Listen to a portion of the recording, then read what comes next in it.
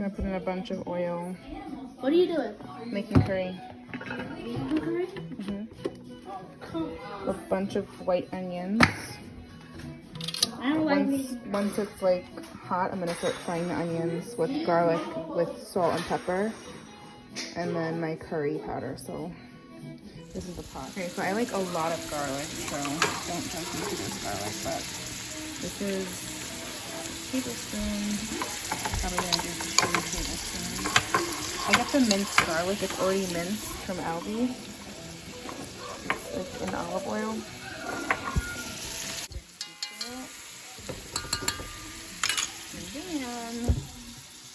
I keep my salt in this thing because it's easier for me to pinch it. So when I go to salt it, I kind of like grab a pinch like that, and I'm gonna do 2 pinches like that. So I guess if I was to measure that, it would probably be like half a teaspoon. I don't know, but I'm gonna let this cook for like a few minutes, just until like the onions get soft, and then I'm gonna add the curry powder. I'll show you how much curry powder I use. This is on like a pretty high heat because I really want it to be hot. I use grape tomatoes, just like what I felt like using. You see that? Oh, pepper. Black pepper.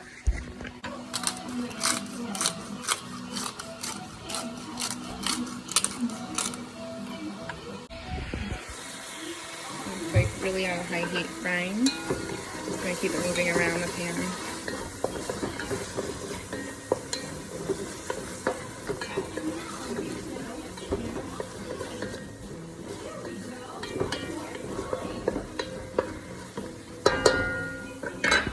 So it's still on really high heat. I'm gonna take, I don't usually measure it, but just like a tablespoon.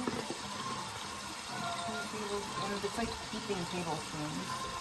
So I'm gonna start with like 3 heaping tablespoons.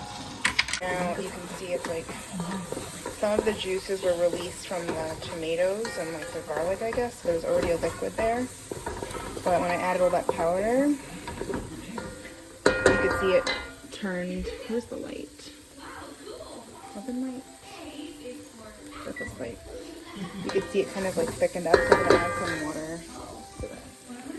Enough to get the scrapings off the side, but not to like interrupt the frying process. That water now allows me to scrape the sides and get all of that off. I scrape the bottom of the pan too. This pot definitely cooks differently. This is a little bit too much water that I probably added because now it's not pasty, but I'm gonna let this like stay on high heat. I haven't turned the heat down yet. While this is happening, I'm gonna add the ginger and cumin. See, my cumin looks just like the, I don't want it to boil. I'm gonna turn down the heat.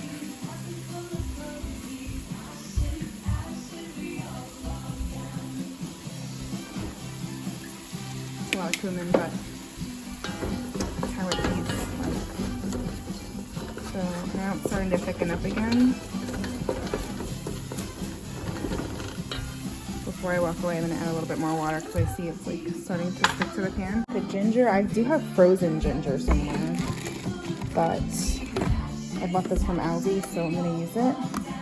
And I also like squirting in some ketchup. It's really like whatever I feel like. Whatever I feel like squirting. So this is just what I'm doing today.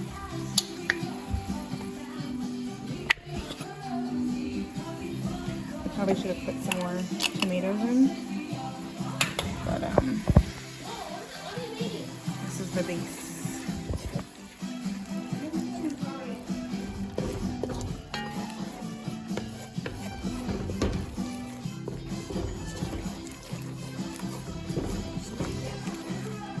So I'm gonna let this be on like a low heat while I cut up the potatoes.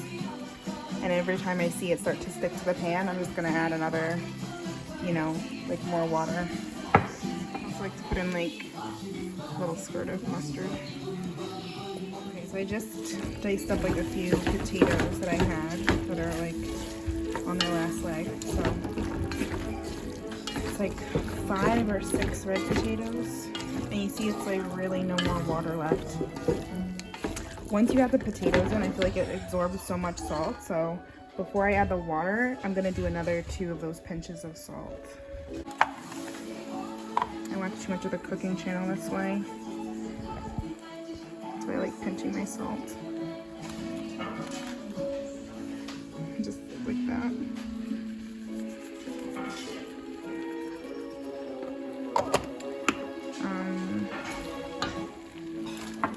It's like super sticky, but I'm trying to move it. So now I'm gonna add the water.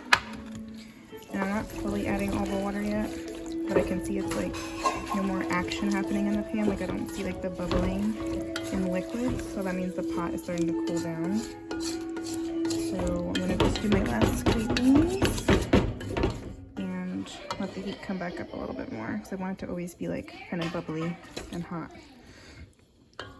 And I'm gonna rinse and drain the chickpeas now. So you can also season your chickpeas before you put them in your curry pot. I'm gonna add cauliflower in too because, you know, What is vegan What are you life. making? It smells like heaven. Thank you. This is gonna continue to try to stick to the bottom of the pans. I just keep scraping the bottom. I'm not gonna add more water yet. Hi! But I'm gonna do salt and pepper on my chickpeas. And then I'm gonna add cauliflower to this too. Cauliflower at the end, like separately, and throw it in at the end. So now I'm gonna just start slowly adding my water in. And I'm gonna add some kale to this too. And cilantro towards the end. Let it come back up to acceptable bubbly place. I still am gonna cover this more with more water, I think, but you see it's like not watery. Put it down. Yep, put it down. Put it down. Added, like I had an entire bunch of cilantro. I chopped up like the stems and threw them in since I want them to like really wither away. I still haven't added more water since my last video because it's still, I just keep scraping the bottom of the pan with my spoon. Although it's not really sticking because I've had the heat really low.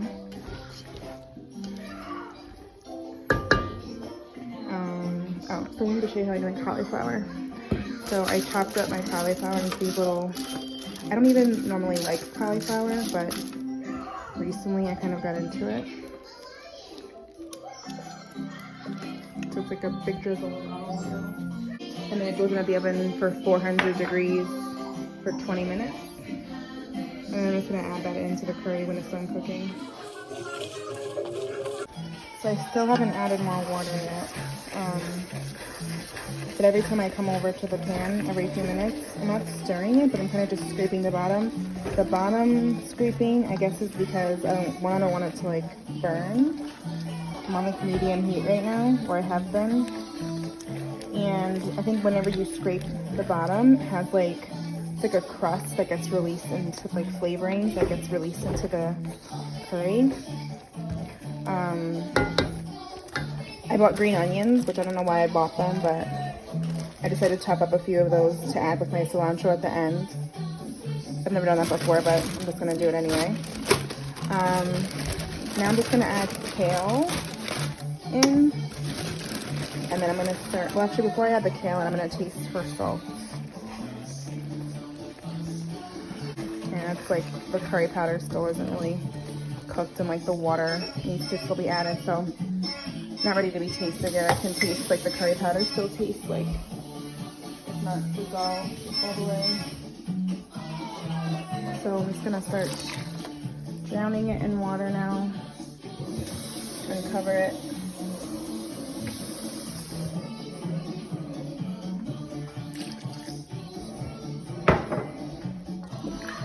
Now it's really watery.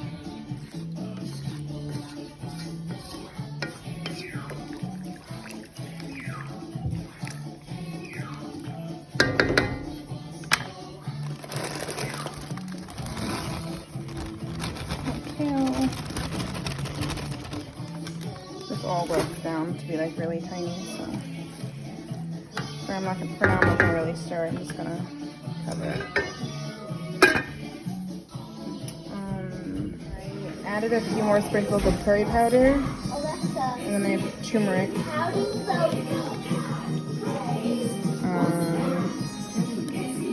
Only because I'm gonna be adding more cauliflower in, and it's gonna absorb. I'm gonna add more salt, I think, and more cumin.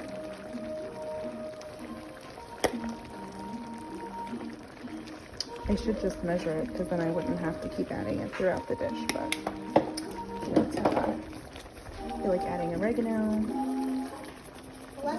And I feel like I need to add more garlic powder, onion powder. Added the cauliflower in, folded it in.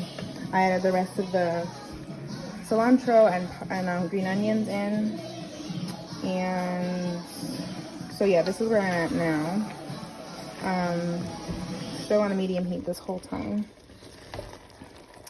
I may add a little bit of water, just because there's like no gravy pooling really. So I'm gonna add a little bit more water. I did add garlic powder, onion powder. I added a little bit of the red seasoning salt, and a little more cumin. I don't know if I did that on video or not.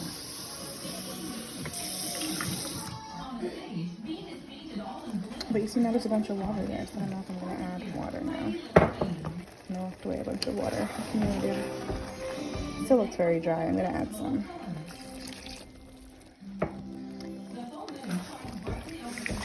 If that takes way too much salt, then I'll just add a little more salt. At this point, I feel like if I want it to be more salty, then I end up adding like a different type of salt. Like sometimes I'll add the chicken flavor thing, or I'll add the red one. You know, like I'll try to add some different salt sources at this point if it's not picking up the salt. But the salt from the cauliflower definitely should be good enough. I also think I probably should have started with more onion. Like I should have done like an onion and a half, because that onion was so tiny and I had to throw away some of it because it was like soft on one side. So I should have used more onion. But I did add the green onion in at the end, so hopefully that makes up for it. I did add onion powder. So that's the finished product. I'm probably gonna let it simmer covered for like a few more minutes while I clean up before I taste it for more salt.